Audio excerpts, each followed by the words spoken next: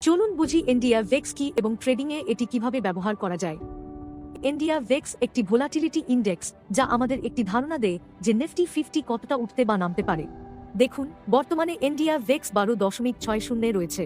এর মানে হল ইন্ডিয়া ভিক্সের ডেটা দেখাচ্ছে যে নিফটি 50 আগামী এক বছরের মধ্যে 12.65% পর্যন্ত উঠতে বা নামতে পারে। কিন্তু যেহেতু ইন্ডিয়া ভেক্স এক বছরের ডেটা দেখায়, আজ আমরা বুঝব কিভাবে ইন্ডিয়া ভেক্সের ডেটা আমাদের ইন্ট্রাডে ট্রেডে ব্যবহার করতে পারি। দেখুন, এক বছরে 365 দিন আছে, তাই আমরা 365 এর বর্গমূল হিসেব করব, যা হবে 19.10। এখন যদি আমরা ইন্ডিয়া ভেক্সের মানটিকে বর্গমূলের মান দিয়ে ভাগ করি, ফলাফল হবে 0.65।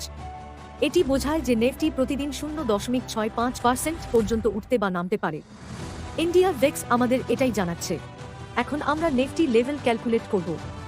আমাদের দেখতে হবে নিফটির বর্তমান লেভেল কত। এখানে নিফটি ট্রেড করছে 25,374-এ। সুতরাং আমাদের 25,374-এর প্লাস 0.65 এবং মাইনাস 0.65 ক্যালকুলেট করতে হবে।